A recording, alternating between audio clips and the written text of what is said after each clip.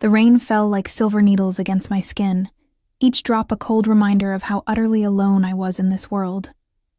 My thin waitress uniform clung to my body as I huddled under the small awning outside Bellini's restaurant, where I'd just finished another 12-hour shift. The smell of garlic and tomato sauce still clung to my hair, mixing with the clean scent of rain and wet asphalt. "You can go now, Emma," Mr. Bellini had said, not even looking up from counting the night's earnings. "Tips were down tonight.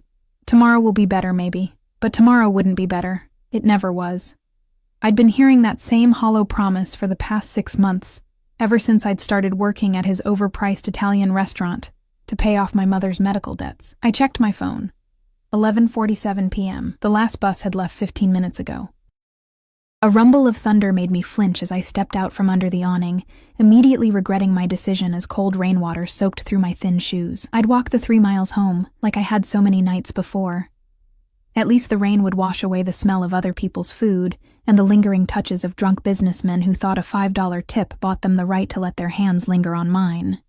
The streets were almost empty, the financial district of Boston transforming into a ghost town after business hours. Streetlights reflected off the wet pavement, creating pools of golden light that seemed to float atop the darkness. My footsteps echoed against the buildings, mixing with the percussion of rain. I was so lost in thought, I didn't notice the black car slowing beside me until its tires splashed muddy water across my already soaked legs. "I'm sorry," a deep voice called out. The rear window had been lowered just enough to reveal a pair of intense dark eyes that seemed to evaluate everything about me in seconds. I instinctively stepped back, nearly stumbling on the curb. The car, which I now recognized as a Bentley, gleamed like obsidian under the streetlights. It was the kind of car I only served drinks beside, never rode in. "You work at Bellini's," the voice stated. Not a question. I clutched my purse tighter, alarm bells ringing in my head. "How do you know that?" The window lowered further, revealing a face that belonged in a Renaissance painting. Sharp cheekbones, a strong jaw darkened with 5 o'clock shadow, and those eyes, like polished black stones that absorbed light rather than reflected it. He was younger than I expected, maybe early 30s, with a dangerous beauty that made my heart pound harder against my ribs. "I was dining there earlier." His voice carried the faint trace of an accent I couldn't place. "Private room." The private room? Of course. The section reserved for Mr. Bellini's special guests, the ones who made him nervous, whom he personally attended to, while ordering the rest of us to stay away. "You're walking in this?" He gestured to the downpour with a slight frown. I missed my bus. I didn't know why I was explaining myself to a stranger, especially one who made the hair on my arms stand on end. His eyes narrowed slightly. "Get in. I'll drive you home." "No, thank you." The words rushed out automatically. A slight smile curved his lips, transforming his face into something even more magnetic. It wasn't a request. The way he said it, soft yet unyielding, made my stomach tighten. Before I could respond, the rear door swung open, revealing leather interiors that smelled of expensive cologne and something distinctly masculine. "My mother told me never to get into cars with strangers," I said, trying to sound braver than I felt. He studied me for a long moment. "Alexander Volkov," he said finally. "Now I'm not a stranger." He extended his hand, a large gold signet ring catching the light. I should have walked away. Every instinct screamed at me to run. But the rain was getting heavier, the wind colder, and something in those dark eyes held me captive. "Emma," I replied, not taking his hand. "Emma Collins. Emma." He said my name like he was tasting it. "The storm is getting worse. Get in." As if on cue, lightning split the sky, followed by a crash of thunder that seemed to shake the very ground.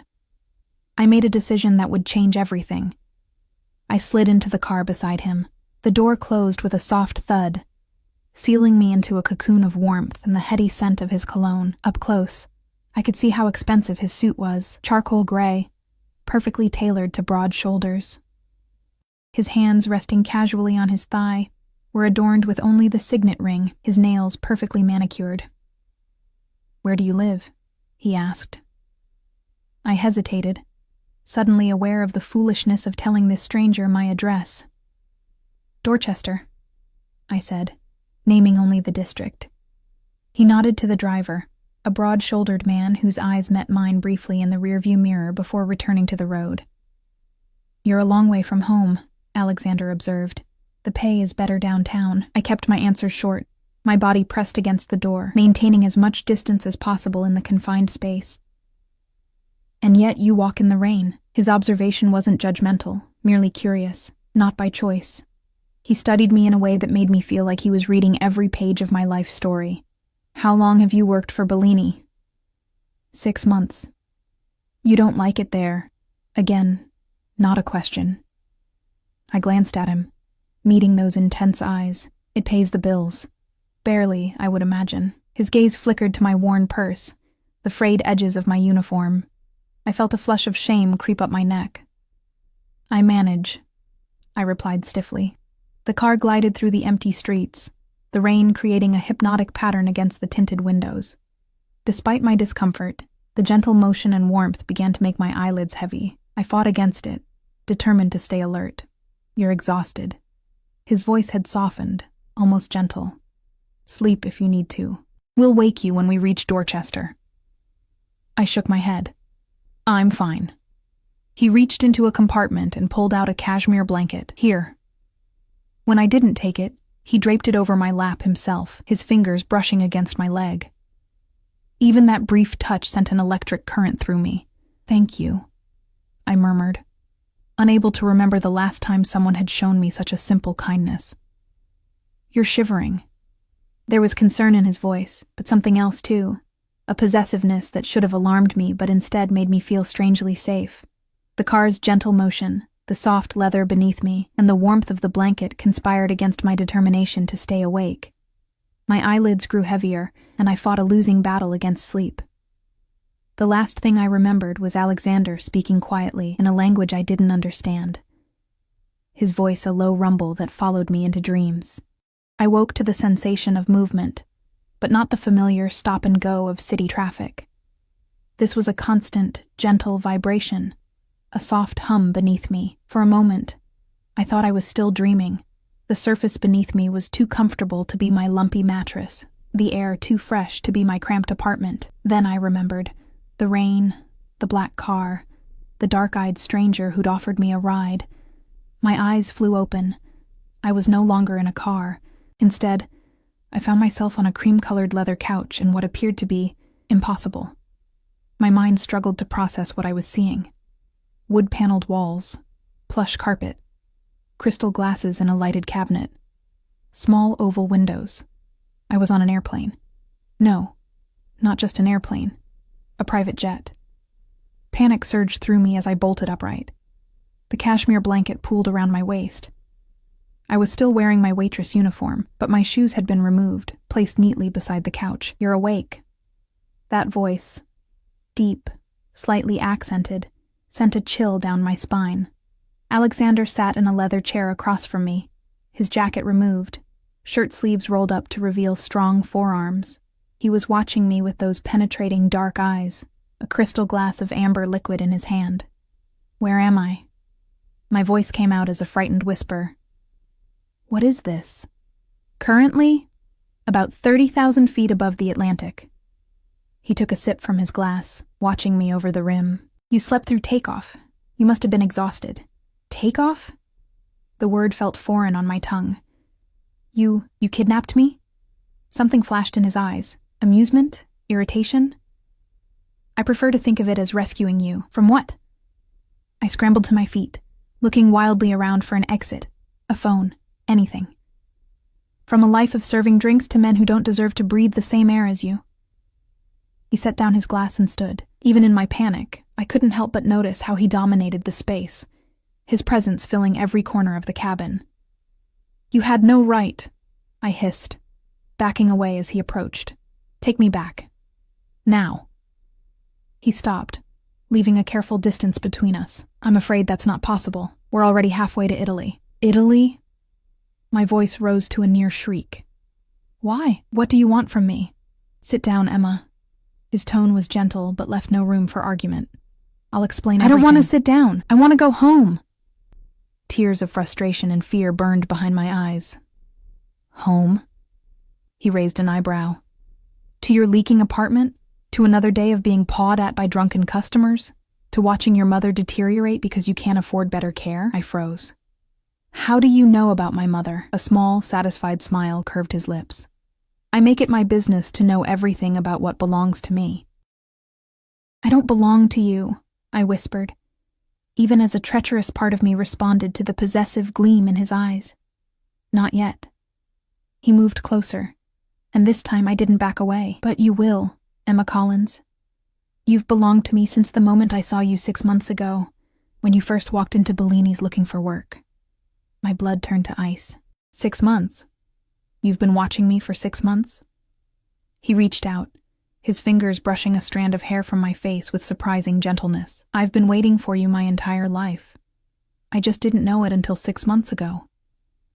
I should have been terrified, and part of me was, but another part, a part I didn't recognize, thrilled at his words, at his touch. Who are you? Really? You know who I am. His hand cupped my cheek, his thumb brushing across my lower lip. You've felt my presence every time I've dined at Bellini's. You've sensed me watching you, and I had. Those nights when the back of my neck would prickle, when I'd turn to find the private room door slightly ajar, a shadow moving behind it. Why me? My voice trembled. His dark eyes searched mine, because from the moment I saw you, I knew no one else would ever be enough. The plane hit a pocket of turbulence, throwing me off balance. Alexander's arms came around me instantly, steadying me against his chest. I could feel his heart beating, strong and steady, as mine raced like a frightened bird's. I can't just disappear, I said against his shirt. My mother is being moved to the best private care facility in Boston as we speak. His voice rumbled through his chest against my ear. All her expenses paid. She'll want for nothing. I pulled back to look at his face. Why would you do that? Because she's your mother. He said it as if it were the most obvious thing in the world, and because I take care of what's mine. I'm not yours, I repeated, but the words sounded hollow even to my own ears. His smile was that of a predator who knew his prey was already caught. You will be. By choice, Emma. I may have brought you onto my plane without your knowledge, but everything that happens from this point forward will be your decision. And if I decide to leave, to go home, then I'll have you flown back the moment we land. His thumb traced the outline of my jaw. But I don't think you will. You don't know me, I whispered. I know you work 16-hour shifts without complaint. I know you send most of your money to your mother's care facility. I know you read poetry on your breaks and dream of seeing the world. His eyes never left mine. I know you deserve more than life has given you. The truth of his words struck me like a physical blow. No one had ever seen me so clearly before. What happens in Italy? I asked, my resolve weakening. You'll stay at my villa, as my guest, not my prisoner. His hands moved to my shoulders, firm but gentle. You'll want for nothing, and you'll have time to decide if the life I'm offering is one you want to share. And what life is that? My voice was barely audible over the hum of the engines. One where you never have to worry about money again. Where you're protected, cherished. His eyes darkened. One where you belong to me, and I belong to you. The possessiveness in his voice should have frightened me. Instead, it awakened something primal inside me, something that had been sleeping my entire life. I don't even know you, I said, one last feeble protest. You will. He released me and stepped back. We have a lifetime for that. Outside the small window, the first rays of dawn stretched across the horizon, painting the clouds in shades of gold and rose. Somewhere below, an ocean separated me from everything I'd ever known. I should have been terrified. I should have demanded to be taken home the moment we landed. Instead, I found myself wondering what it would be like to be truly seen, truly wanted, for the first time in my life. And as Alexander watched me with those intense dark eyes, I realized I was already falling into a different kind of captivity, one with invisible chains that might prove impossible to break. The Italian coastline appeared below us like a watercolor painting. Terracotta rooftops, emerald hills, and the sapphire Mediterranean stretching to the horizon.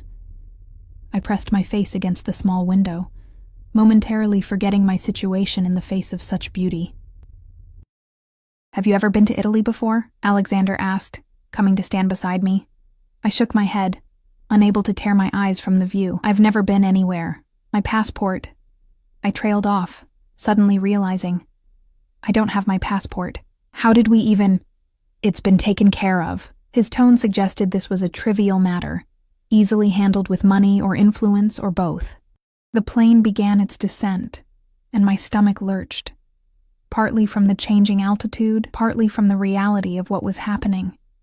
I was in a foreign country with a man I barely knew, a man who'd essentially kidnapped me, a man who spoke of me as if I were already his possession. Yet here I was, heart racing with something that wasn't entirely fear. "Where exactly are we?" I asked, needing to break the heavy silence. "Amalfi Coast. My family has owned property here for generations." Family. The word sparked a flurry of questions. Who was this man? What kind of family did he come from? The private jet, the casual mention of a villa, the way he'd spoken of my mother's medical care as if the cost were inconsequential. All of it painted a picture of immense wealth. But there was something else, something in the watchful eyes of his driver, in the careful way he scanned our surroundings, in the power that emanated from him like a physical force. The plane touched down smoothly on what appeared to be a private airstrip. No terminal, no other aircraft, just a stretch of tarmac, ending near a cluster of sleek black vehicles. Men in dark suits stood beside them, sunglasses hiding their eyes even in the early morning light. "Your security?" I asked, nodding toward the waiting men. A slight smile curved his lips. "Among other things." The plane taxied to a stop, and Alexander rose, extending his hand to me. I hesitated before placing my fingers in his palm, letting him guide me to my feet. His hand was warm, his grip firm but gentle, as if he were handling something precious. "Whatever you need while you're here will be provided," he said, his eyes searching mine. "Clothes, books, anything. You only need to ask. What I need is to understand what I'm doing here," I replied, trying to keep my voice steady. "Why me? There must be 1,000 women more suitable for whatever this is." Something dangerous flashed in his eyes. "I didn't want suitable. I wanted you." His thumb traced circles on the inside of my wrist, just over my pulse point. "The moment I saw you, I knew." "Knew what?" "That you were mine." The simple declaration sent shivers down my spine. Even if you didn't know it yet, before I could respond, the cabin door opened, and the same broad-shouldered driver who'd been in the car appeared, nodding respectfully to Alexander. "Everything is ready, sir." "Good. We'll go directly to the villa." Alexander hadn't released my hand, and I didn't pull away as he led me toward the door. The heat hit me first, warm, fragrant air that smelled of salt and flowers. After Boston's endless rain, the Mediterranean sun felt like a caress against my skin. For a moment, I closed my eyes, tilting my face upward, absorbing the warmth. When I opened them, I found Alexander watching me with an intensity that made my cheeks burn. The naked hunger in his gaze wasn't purely sexual. It was deeper, more complex, like a man seeing water after days in the desert. He led me to the largest of the waiting vehicles, a sleek black SUV with tinted windows. The driver opened the rear door, and Alexander guided me inside with a light touch at the small of my back. His hand lingered there as he slid in beside me, his body close enough that I could feel the heat of him through my thin uniform. As we drove away from the airstrip, I caught glimpses of the coastline through the windows, winding roads carved into cliffs, glimpses of the sea far below, villas perched precariously on the hillsides like birds' nests. It was breathtaking, like nothing I'd ever seen outside of travel magazines. "It's beautiful," I murmured, almost to myself. "Yes," Alexander replied, but when I turned, he wasn't looking at the view. He was looking at me. "Beautiful." I flushed and looked away. "You said I'm free to leave. Does that offer still stand?" His expression hardened slightly. "I'm a man of my word, Emma. If you choose to go, I won't stop you. But I hope you'll give us a chance." "There is no us," I said quietly. "There's you, a man I met yesterday, who decided to bring me to Italy without my consent. And there's me, trying to figure out what the hell is happening. A muscle ticked in his jaw. I've known of you for 6 months. I've learned everything about you, your favorite books, your mother's condition, how you take your coffee in the mornings. I know you're drowning in debt that isn't even yours. I know you haven't bought yourself anything new in over a year because every spare dollar goes to your mother's care. My blood ran cold. That's not knowing me. That's stalking. Call it what you will. He shrugged, unapologetic. I wanted to be sure. Sure of what? That you were worth upending my life for. His candor startled me. I don't do this, Emma. I don't bring women into my world. It's too dangerous, too complicated. But with you... He shook his head slightly, as if he too were bewildered by his actions. With you, I had no choice. The car rounded a bend, and suddenly, the villa came into view.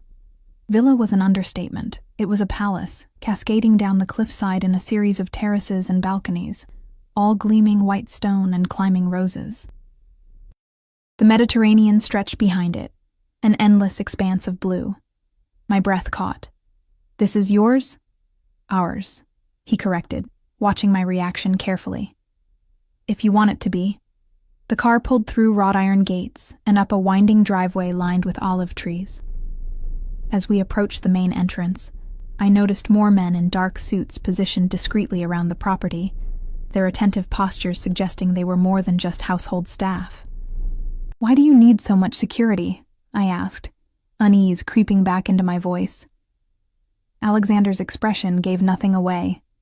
My business interests require certain precautions. What exactly is your business? The car came to a stop before I could get an answer. The driver opened Alexander's door, and he stepped out before turning to offer me his hand. After a moment's hesitation, I took it, allowing him to help me from the car. Up close, the villa was even more magnificent, ancient stone mellowed by centuries of sun, windows framed by climbing roses, a fountain playing in the central courtyard. It was like something from a fairy tale, too beautiful to be real. Welcome to Villa Volkov, Alexander said, his hand coming to rest possessively at the small of my back. The massive front doors opened before we reached them, revealing a slender woman with silver-streaked black hair, her posture ramrod straight, her expression carefully neutral. Alessandra! Alexander greeted her in a tone that suggested respect rather than familiarity. This is Emma Collins. She will be staying with us. See that she has everything she needs. The woman's dark eyes flicked over me, taking in my rumpled waitress uniform, my tangled hair, my obvious discomfort. If she found anything unusual about my sudden appearance, she gave no sign of it. Of course, Mr. Volkov. Miss Collins, welcome. Her English was perfect, with just a hint of an Italian accent. Would you like to freshen up after your journey? Before I could answer, Alexander spoke.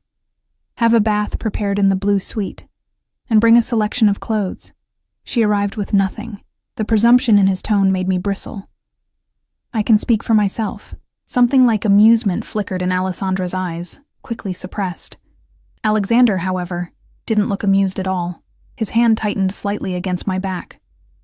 Of course you can, he said, his voice deceptively soft. But right now, you're exhausted, disoriented, and still wearing clothes you've been in for over 24 hours. Let Alessandra take care of you. We'll talk after you've rested. Put that way, it was hard to argue. I was exhausted, and the thought of a bath was too tempting to resist. I nodded, and Alessandra gestured for me to follow her. As I moved away from Alexander, his hand lingered on my back until the last possible moment, as if he were reluctant to break contact. I felt his eyes on me as Alessandra led me up a sweeping marble staircase and into the depths of the villa. The blue suite is one of our finest guest rooms, she told me, as we walked along a corridor lined with artwork that belonged in a museum. It has a private terrace overlooking the sea. How long has he owned this place? I asked, trying to glean any information I could. Alessandra's expression remained impassive. The Volkov family has owned this property for 3 generations, and what exactly does he do? For business, I mean. She slowed her pace, giving me a sidelong glance. Mr. Volkov has diverse interests. Import-export primarily, real estate, some technology investments. Her tone suggested the conversation was over. "Here we are." She opened a set of double doors to reveal a room that took my breath away. Sunlight streamed through floor-to-ceiling windows, illuminating walls painted the exact blue of the sea beyond the terrace. A massive four-poster bed dominated one wall, draped in white linens that looked cloud-soft. Fresh flowers filled crystal vases, their scent mingling with the salt air coming through the open terrace doors. "The bathroom is through there," Alessandra said, indicating a door to the right. "I'll have clothes brought up immediately." "Is there anything specific you require?" I looked down at my wrinkled uniform, suddenly acutely aware of how out of place I was in these surroundings. I don't know. Something comfortable, I guess." Alessandra nodded. "Very well. The bath will be ready shortly." She left, closing the doors behind her. And for the first time since entering the black car in Boston, I was alone. I moved to the terrace doors, stepping out into the warm sunlight. The view was breathtaking. Terraced gardens leading down to a private beach, the Mediterranean stretching to the horizon. What was I doing here? In less than 24 hours, I'd gone from a struggling waitress to... What? A guest in a billionaire's Italian villa. A captive, albeit in a gilded cage. The sensible thing would be to demand a phone, call the embassy, get myself home as quickly as possible. But home to what? My cramped apartment with its leaking ceiling? Another double shift at Bellini's, fending off wandering hands? My mother's medical bills, piling higher each month? And then there was Alexander himself. The way he looked at me, like I was precious, like I was necessary, stirred something in me I hadn't known existed. No one had ever wanted me like that before. No one had ever seen me the way he seemed to. A soft knock interrupted my thoughts. A young woman entered, carrying a stack of neatly folded clothes. She set them on the bed with a respectful nod. "The bath is ready, miss," she said in heavily accented English. "Is there anything else you need? A phone?" I asked hopefully. She hesitated. "I would have to ask Mr. Volkov." "Of course. Never mind. Thank you." After she left, I explored the bathroom, finding it as opulent as the bedroom. Marble floors, a sunken tub big enough for 3 people, already filled with steaming water scattered with rose petals. Expensive-looking bottles lined a shelf. Shampoos, oils, soaps. I shed my grimy uniform, letting it pool at my feet, and stepped into the tub. The hot water enveloped me, and I couldn't suppress a moan of pleasure. How long had it been since I'd had a proper bath? My apartment only had a cramped shower with unpredictable water pressure. As I soaked, reality began to set in. I was thousands of miles from home, with a man who'd admitted to watching me for months, who spoke of me as if I already belonged to him. A man with enough power and money to arrange international travel without documentation, to move my mother to a private facility overnight, to command a small army of security personnel. What kind of man had that kind of power? What kind of business interest required that level of protection? Import-export, Alessandra had said. But there was more to it, I was certain. The way his driver watched everything, the security throughout the property, the careful way Alessandra had answered my questions. It all suggested something beyond legitimate business. By the time I emerged from the bath, my skin flushed and my thoughts slightly clearer, I'd made a decision. I would stay. For now. I would learn what I could about Alexander Volkov and his world, and then I would decide whether to run or to stay. I wrapped myself in a plush towel and returned to the bedroom to examine the clothes that had been left for me. The selection was impressive. Dresses in various styles, pants, blouses, even lingerie and nightwear, all in my size. I chose a simple sundress in pale blue linen, feeling strangely vulnerable as I slipped it over my head. The fabric was finer than anything I'd ever worn, soft against my skin. As I was running a brush through my damp hair, another knock came at the door. My heart jumped, thinking it might be Alexander, but it was Alessandra who entered. "Mr. Volkov invites you to join him for lunch on the main terrace," she said. "When you're ready." And if I'm not ready? Her expression didn't change, but something flickered in her eyes. Perhaps respect. "Then I will tell him you're resting. The choice is yours, Miss Collins." The choice is yours. Alexander had said something similar on the plane. It was a strange sort of power to give me, when he'd already taken so much choice away. "I'll join him," I said finally. "I have questions that need answers." Alessandra nodded. "Very well. Follow me when you're ready." After she left, I took a deep breath, steeling myself. Whatever game Alexander Volkov was playing, I needed to understand the rules. And to do that, I needed to face him again. This enigmatic man who'd turned my world upside down in the space of a single rainy night. The main terrace was a masterpiece of Mediterranean elegance. White stone floors, climbing bougainvillea casting dappled shade, and a panoramic view that stole my breath. Alexander sat at a glass-topped table, his attention focused on papers spread before him. He'd changed into linen pants and a white shirt, open at the collar, his dark hair still slightly damp as if he too had showered. The casual attire softened his appearance, making him seem almost approachable, almost. He looked up as I approached, and the intensity in his gaze made my steps falter. He rose immediately, his eyes traveling over me in a way that felt like a physical touch. "The dress suits you," he said, setting aside his papers and pulling out a chair for me. "Though you'd look beautiful in anything." I sat down, careful to maintain my composure. "Or nothing at all.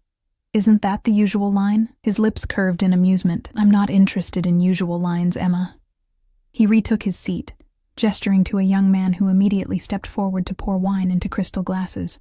"I hope you slept as well as can be expected after being abducted," I replied, leaving my wine untouched. He didn't flinch at the accusation. "You got into my car willingly, to go home, not to Italy." Semantics. He waved a dismissive hand, then leaned forward, eyes locked on mine. "You're here now. The question is, what happens next?" "That depends on you answering some questions," I said, forcing myself to meet his gaze. "Ask anything. I'll answer what I can." I chose my words carefully. "Who are you really? And don't say Alexander Volkov. I want to know what you do, why you need all this security, why you've brought me here." He studied me for a long moment, as if deciding how much to reveal. "My family has controlled certain business interests in Eastern Europe for generations. We've expanded into Western markets over the past decade." "What kind of business interests?" "Various enterprises." His voice remained casual, but his eyes had hardened. "Some more legitimate than others." The realization that had been building since our first meeting crystallized into certainty. "Your mafia." He didn't deny it. "That term is so imprecise. I prefer to think of myself as a businessman operating outside conventional restrictions." My pulse quickened. I'd suspected, of course, the security, the wealth, the power, but hearing him all but confirm it sent a chill through me. "You're a criminal. By some definitions." He took a sip of his wine, watching me over the rim of his glass. "By others, I'm a man who creates order where governments fail, who provides protection to those who need it, who keeps a balance of power that prevents greater violence." "You're justifying breaking the law." "I'm explaining how the world actually works, beyond the simplified morality you've been taught." His voice remained calm, almost gentle, as if he were explaining a difficult concept to a child. "The line between legal and illegal is drawn by those with power. I simply operate under a different set of rules." A server appeared, placing a plate of delicate seafood before each of us. I stared down at the artfully arranged food, my appetite gone. "And where do I fit into this world of yours? Why am I here?" Alexander set down his glass, his expression growing serious. "From the moment I saw you, I knew you were different. There's a light in you, Emma, a resilience, a purity, that I haven't seen in anyone else. So, you decided to—" "What? Collect me? Like some rare specimen?" His jaw tightened. "I decided to give you the life you deserve. Away from struggle, away from men who don't value you. By taking me away from everything I know, without asking." I pushed my plate away, anger rising. "That's not protection. That's possession." "Yes." The simple admission startled me. "I want to possess you, Emma. I want you to be mine in every way a woman can belong to a man. But I want you to choose it." The raw honesty in his voice sent heat spiraling through me, contradicting the outrage I knew I should feel. And if I don't choose it? Then you're free to leave. His eyes never left mine. But I think you're curious about this life, about me, about what we could be together. He wasn't wrong. And that terrified me more than any threat could have.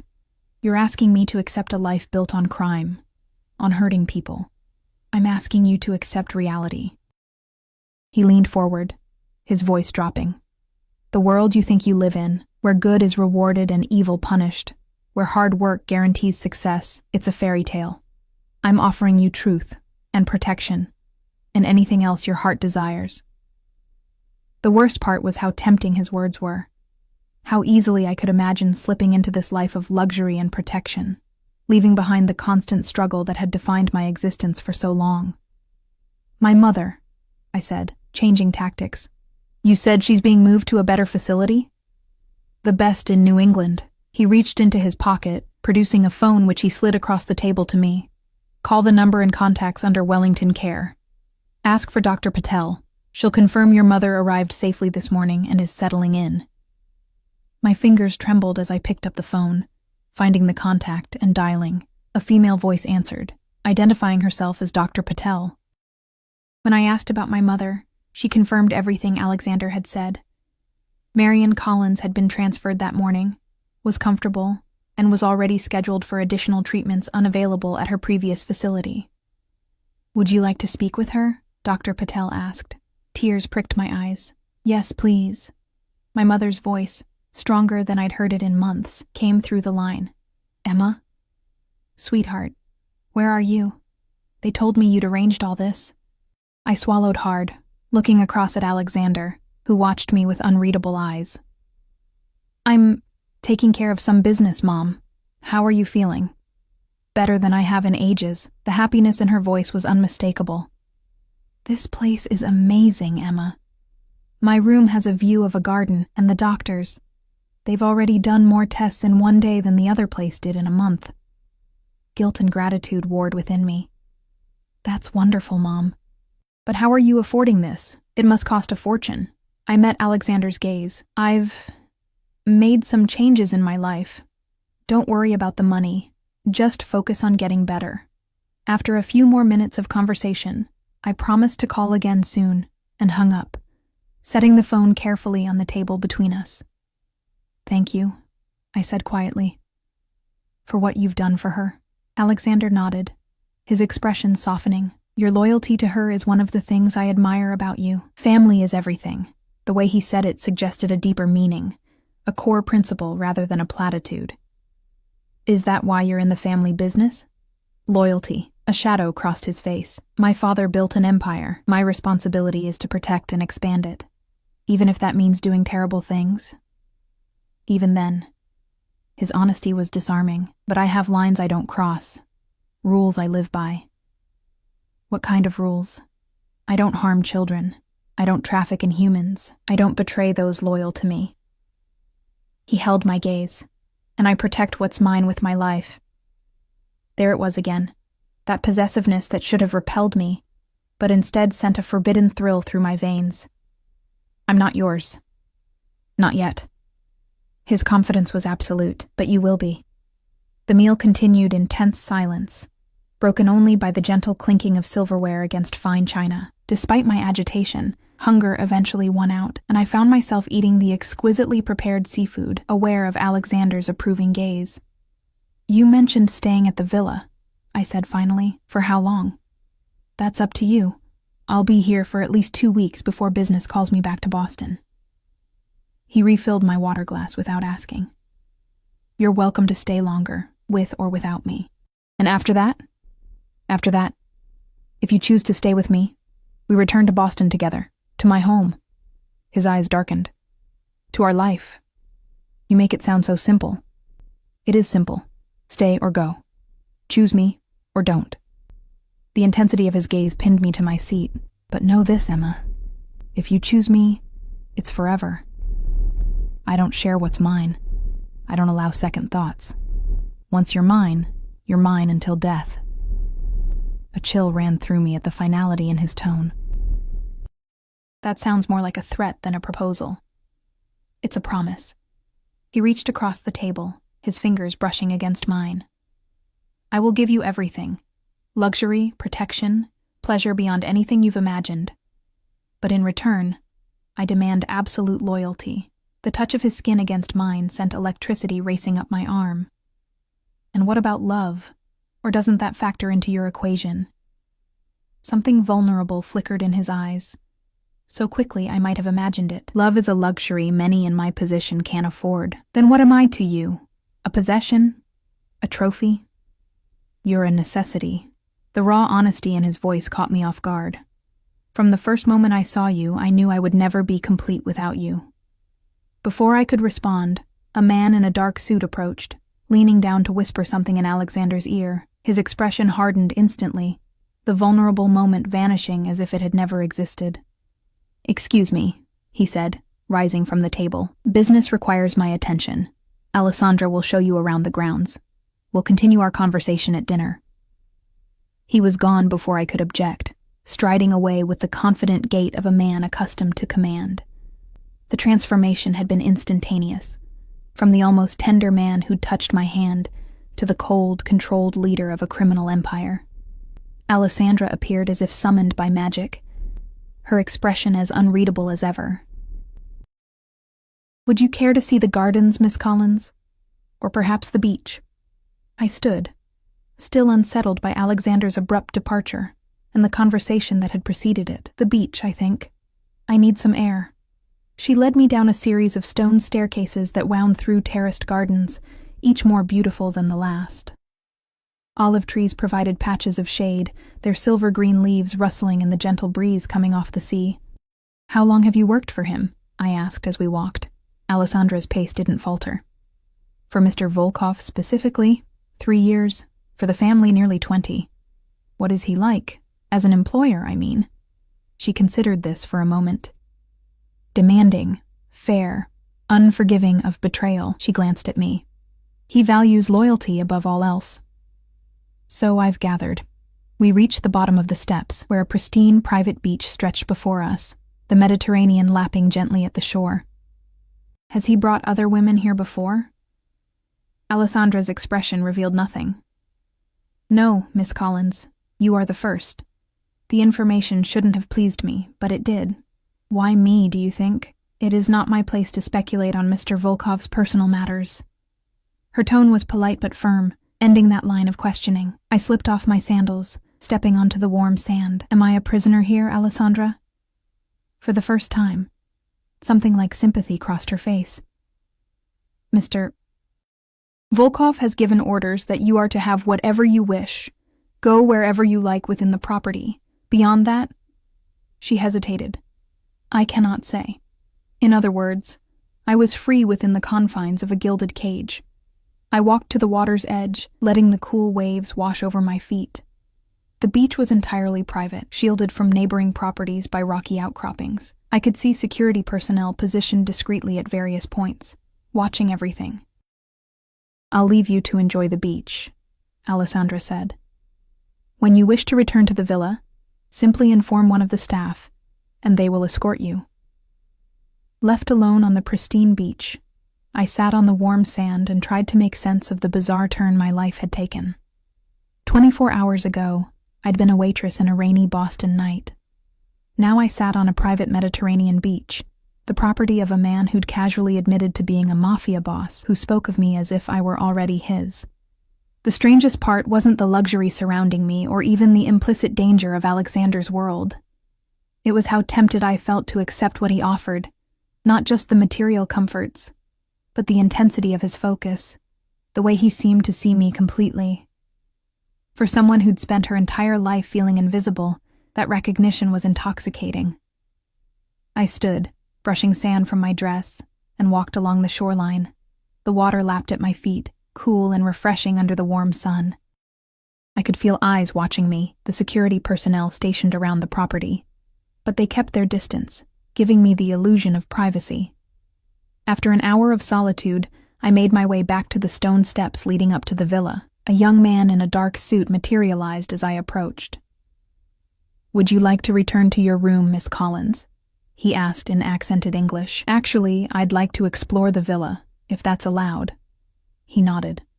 Of course, I can show you around, or you may explore on your own. Mr. Volkov has given instructions that you have full access to the property, except for his private office when he is conducting business.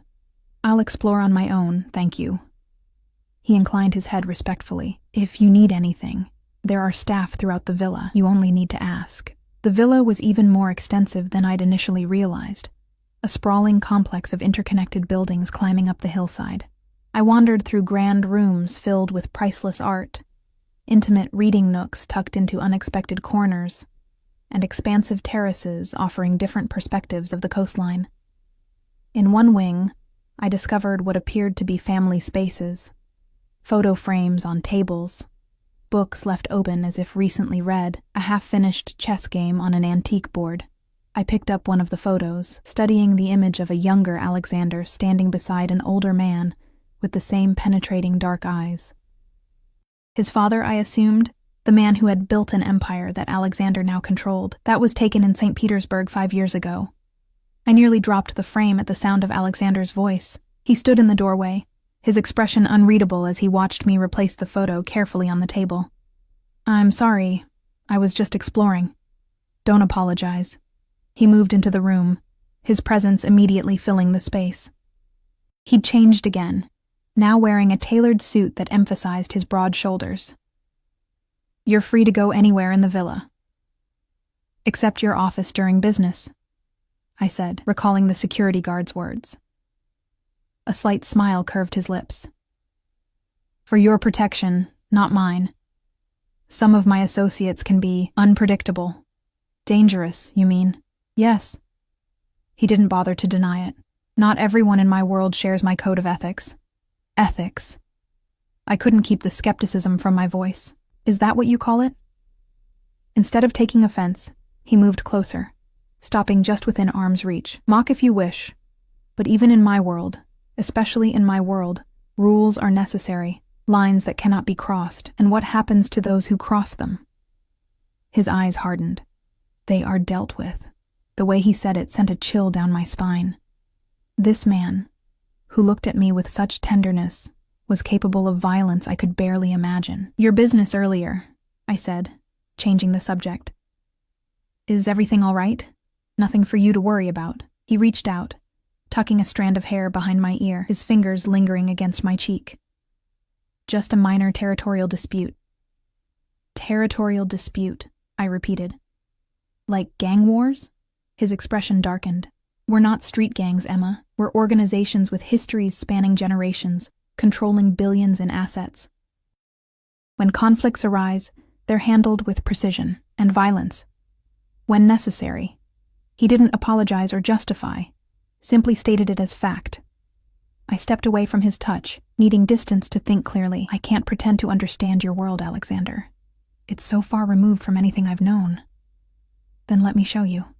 His voice softened, becoming almost persuasive, not the darkness. You don't need to see that part, but the rest. The privilege, the freedom, the power to change lives. Like my mother's. Yes. Like your mother's. He closed the distance between us again. Do you have any idea how much good you could do with the resources I'm offering you? How many lives you could improve? It was a seductive thought, having the means to help others the way I'd always wished I could. At what cost? To you? Nothing but your loyalty to me. His eyes burned into mine. I would never ask you to compromise your principles, Emma. Your goodness is part of what draws me to you. And if your world threatens that goodness, if being with you means accepting things I can't morally justify, then you walk away. He said it simply, though something flashed in his eyes. Pain, perhaps, or fear. But before you decide, give me these 2 weeks. Let me show you what life with me could be. It was reasonable. Too reasonable. Coming from a man who'd essentially kidnapped me. But standing there, looking into his eyes, I found myself nodding. 2 weeks. Relief washed over his features, quickly masked by his usual controlled expression. Good. Now, would you join me for dinner? There's a restaurant in Positano I think you'd enjoy. I don't have anything suitable to wear to a nice restaurant, I said, Gesturing to my simple sundress, his smile returned, warm and genuine. That's easily remedied. I took the liberty of having some additional items brought to your room while you were at the beach, including evening wear. Of course he had. You seem very confident I'd agree to stay. Not confident. Hopeful. The sincerity in his voice caught me off guard. Be ready at 7? I'll meet you in the main hall. The dresses laid out on my bed when I returned to my room were breathtaking. Designer pieces in silks and chiffons, each one probably costing more than I'd earned in 6 months at Bellini's. After a quick shower, I selected a midnight blue slip dress that fell just above my knees, elegant in its simplicity. Among the accessories, I found a delicate silver bracelet that complemented it perfectly. Looking at my reflection in the full-length mirror, I barely recognized myself. My hair, usually pulled back in a functional ponytail for work, fell in soft waves around my shoulders. The dress clung to curves I usually hid under baggy clothes. Even my eyes seemed different, wider, brighter, as if seeing the world anew. At precisely 7, I descended the marble staircase to find Alexander waiting in the entry hall. He wore a black suit that fit him impeccably, his dark hair combed back from his forehead. When he saw me, he went still, his eyes traveling slowly from my face down the length of my body and back again. You are breathtaking, he said, his voice lower than usual. Heat crept into my cheeks. Thank you. For the dress and everything. He offered his arm. Shall we? Outside, a sleek sports car waited, its engine purring softly. Alexander opened the passenger door for me, his hand resting briefly on my lower back as I slid inside. The interior smelled of expensive leather and his cologne, a heady combination that made my pulse quicken. No driver tonight? I asked as he settled behind the wheel. I prefer to drive myself when I can. He glanced at me as the car moved smoothly down the driveway. It's one of the few times I feel truly in control. I would have thought you always feel in control. His laugh was unexpected, rich and genuine. Appearances can be deceiving. In my position, I'm constantly balancing competing interests, managing volatile personalities. It's a delicate web. And what happens when the web breaks? His hands tightened on the steering wheel. People die. The blunt response silenced me as we wound along the coastal road, the Mediterranean glittering in the early evening light. Alexander drove with confident precision, taking the hairpin turns with ease, one hand occasionally dropping to rest on my knee as if he couldn't bear not touching me. Positano revealed itself around a bend, a pastel-colored cascade of buildings tumbling down the hillside toward the sea, like something from a fairy tale. Alexander navigated the narrow streets with practiced ease, eventually pulling up before a restaurant perched on a cliff edge. They have the best seafood on the coast, he said as we entered, his hand once again finding the small of my back, and a wine cellar that would make you weep. The maitre d' greeted Alexander with nervous deference, immediately leading us to what was clearly the best table, a secluded spot on the terrace with an unobstructed view of the sunset over the Mediterranean. No reservation had been mentioned. I suspected Alexander never needed one. You come here often? I asked as we were seated. Whenever I'm in Italy. He ordered wine in fluent Italian, his accent perfect to my untrained ear. This coast has always been special to me, away from the pressures of Boston and Moscow. Moscow, where I was born, where the heart of my family's operations remains, though we've expanded significantly into American markets over the past decade. He regarded me over the rim of his wineglass. Does that surprise you? Everything about you surprises me, I admitted. Yesterday I thought you were just another wealthy customer at Bellini's. Today you're a monster? He supplied when I trailed off. I shook my head. I don't think you're a monster. I think you're a man who's made choices I don't understand, living by rules I wasn't taught. Something like approval flickered in his eyes. Most people see the world in black and white, good and evil, legal and criminal. But reality exists in shades of gray. The politician who takes bribes to fund his campaign, the corporation that poisons a river to save costs, the police officer who looks the other way for the right price, are they so different from me? At least I'm honest about what I am. And what are you exactly? A man who creates order from chaos, who protects those loyal to him, who keeps his word, always. His eyes held mine. A man who has never wanted anything or anyone the way I want you. Heat bloomed in my chest, spreading outward until my whole body felt flushed. The intensity of his gaze, the raw honesty in his voice made it hard to breathe. Why? The question escaped in a whisper. Why me? Alexander was silent for a long moment, as if carefully choosing his words. I've known many women, Emma, beautiful women, intelligent women, women born into my world, who understand its rules and expectations. But none of them has what you have, which is light. He said it simply. A fundamental goodness that hasn't been corrupted by hardship or ambition. A strength that comes from within, not from power or wealth. His voice dropped lower.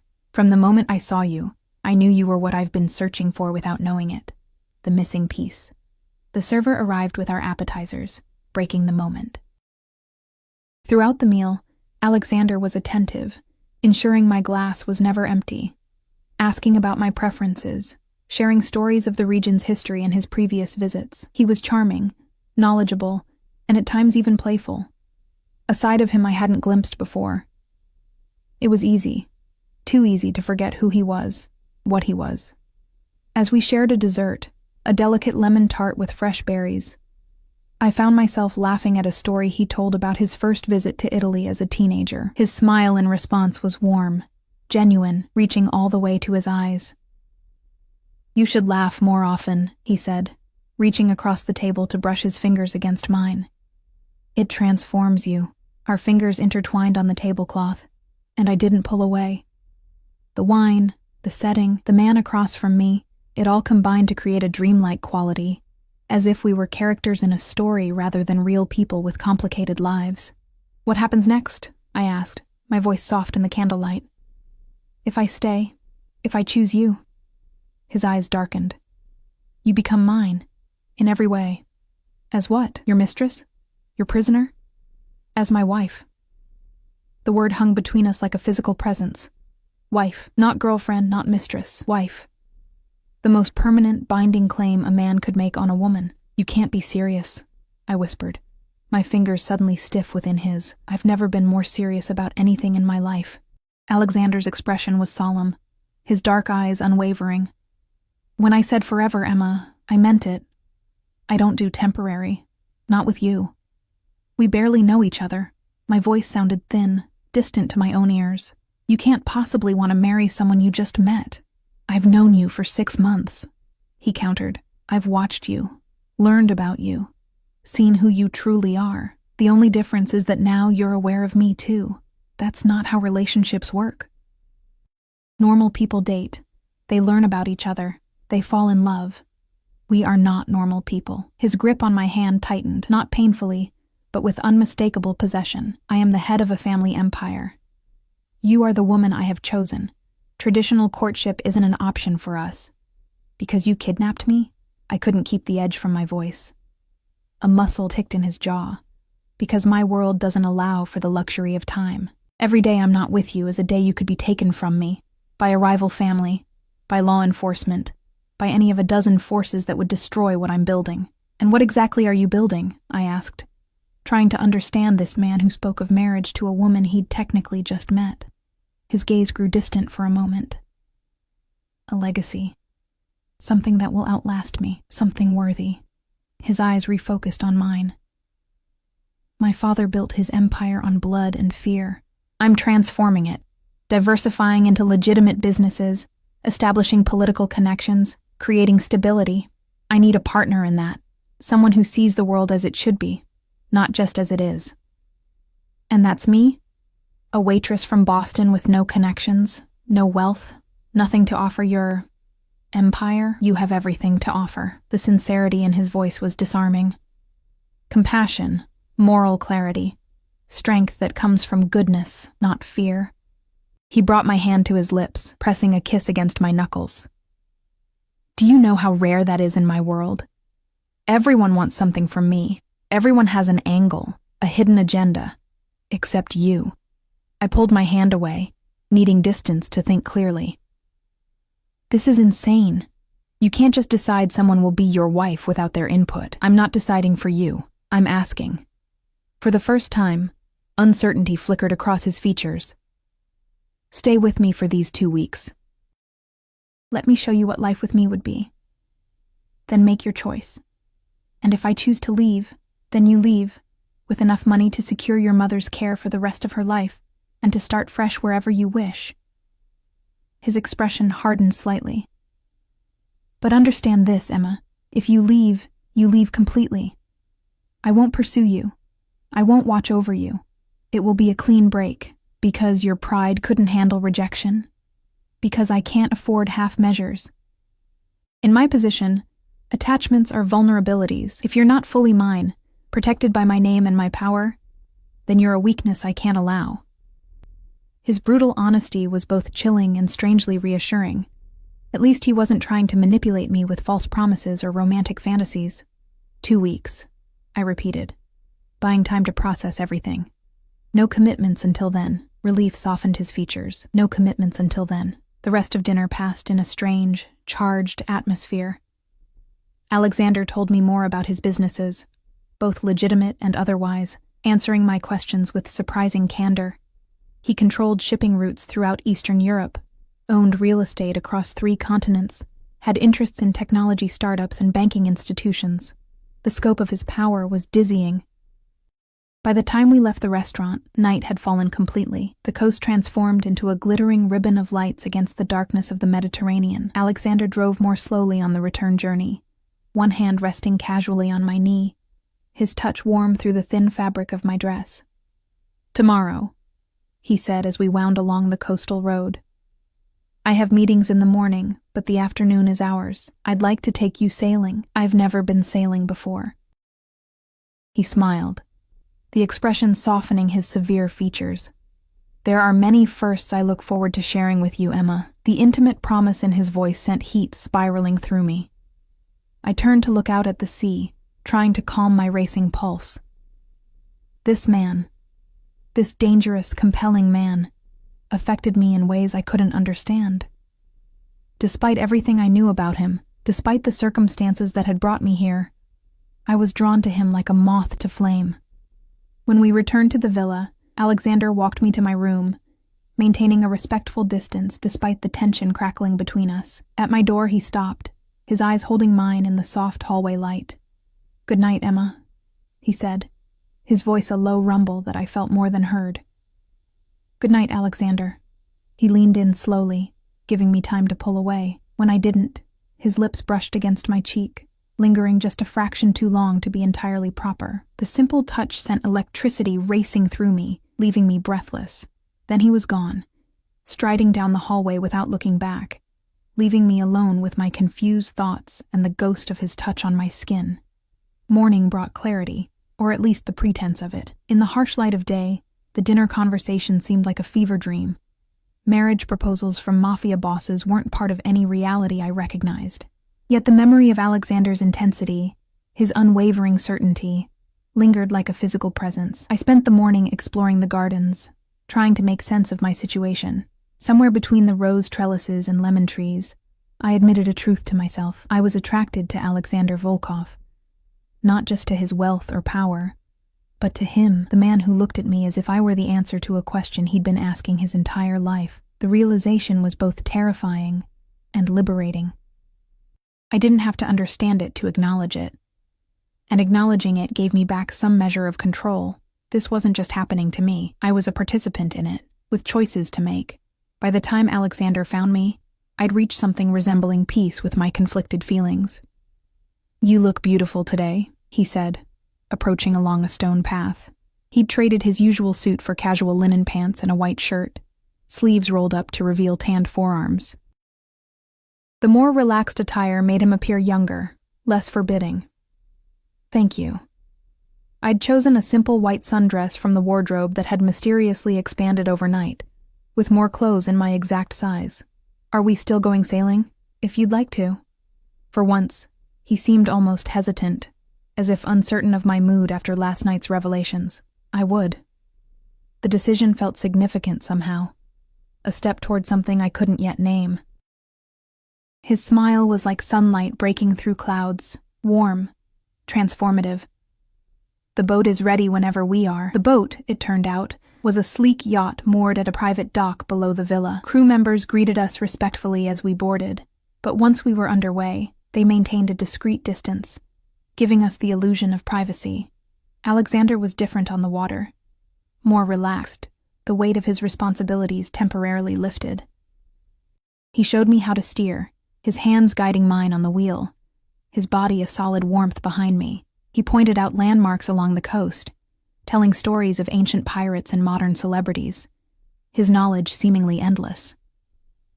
We anchored in a secluded cove, where the water was an impossible shade of turquoise. Alexander had packed a lunch, or rather, had it packed for us. A feast of local specialties and chilled wine that we ate on the upper deck, the Mediterranean stretching endlessly around us. "You love it here," I observed, watching as he gazed out at the sea, contentment softening his usually vigilant expression. "It's one of the few places where I feel free," he admitted. "Away from the demands of business, the politics, the constant vigilance." "Is it always like that? Having to watch your back?" "Always." There was no self-pity in his tone, just statement of fact. "It's the life I was born into, the price of the power I hold." Sounds lonely. The observation slipped out before I could filter it. His eyes met mine, something vulnerable flickering in their depths. "It is. That's why finding you." He trailed off, then reached across the small table between us, his fingers brushing mine. "You see the real me, Emma, not just the power or the money or the danger. You see me." The simple truth of it resonated within me. Despite everything, the kidnapping, the criminal empire, the impossible marriage proposal, I did see him. The man beneath the mafia boss. The human being behind the carefully controlled exterior. "I'm trying to," I said honestly. His smile was brief but genuine. "That's more than anyone else has ever done." After lunch, he suggested swimming. I hesitated, not having packed a swimsuit, but he produced one. Of course he had, in my exact size. A modest navy blue one-piece that somehow still managed to be elegant. The water was perfect, cool enough to be refreshing under the warm Mediterranean sun, clear enough to see fish darting between rocks far below. Alexander swam with the powerful grace of an athlete, cutting through the water with practiced ease. I was less graceful, but enthusiastic, reveling in the novelty of swimming in the open sea rather than the chlorinated public pools of my childhood. When I tired, Alexander helped me back onto the boat, his hands strong and sure around my waist. Water droplets clung to his skin, highlighting the defined muscles of his chest and arms. I caught myself staring and quickly looked away, but not before noticing the heat in his eyes as he watched my reaction. We dried off in the sun, wrapped in plush towels, sipping cold drinks brought by the discreetly attentive crew. The day had a dreamlike quality, the perfect weather, the impossibly blue sea, the handsome, dangerous man watching me with eyes that seemed to see into my soul. "What are you thinking?" he asked, breaking a comfortable silence. I considered lying, then decided on honesty, that this doesn't feel real, any of it. Being here, with you. It's like I've stepped into someone else's life. Or perhaps you've finally stepped into the life you were always meant to have. His voice was soft, but intense. The life you deserve. A life with you. I said it not as a question, but as a statement, testing how the words felt on my tongue. Yes. His eyes never left mine. A life with me, as my partner, my wife, the mother of my children. The last words sent an unexpected pang through me, not fear or rejection, but a strange yearning I hadn't known I possessed. Children? Something vulnerable crossed his face. Family is everything to me, Emma, not just the organization I lead, but true family. Blood, loyalty, continuation. I want children. A son to carry on my name, daughters to bring light into our home. Our home, I echoed, the concept simultaneously foreign and compelling. Yes. He moved closer, reaching out to trace the line of my jaw with gentle fingers. I would build you a palace if you wanted it, or a simple cottage by the sea. Anything you desire. I don't want palaces or cottages. I met his gaze steadily, If, and it's still a very big if, I were to consider this crazy proposal, I'd want honesty. Complete honesty. About your business, your past, everything. His expression grew serious. There are things in my past, in my business, that would disturb you. Things I'm not proud of. Things I've done out of necessity rather than choice. I need to know who I'd be binding myself to. The real you. Not just the charming man on a yacht. He was quiet for a long moment. You're right, he said finally. You deserve the truth. All of it. If you're to be my wife, there can be no secrets between us. He took my hand, his grip firm but gentle. Tonight, after dinner, I'll tell you everything. And then you can decide if you still want to consider my proposal. The sun was beginning to set as we returned to shore, painting the sky in spectacular shades of orange and pink. Alexander stood behind me at the railing, his arms wrapped around my waist, his chin resting lightly on my head. We fit together perfectly, as if my body had been designed to complement his. Beautiful, I murmured, watching the sunset transform the coast into a golden wonderland. Yes, he agreed. But when I glanced up, he wasn't looking at the sunset. He was looking at me.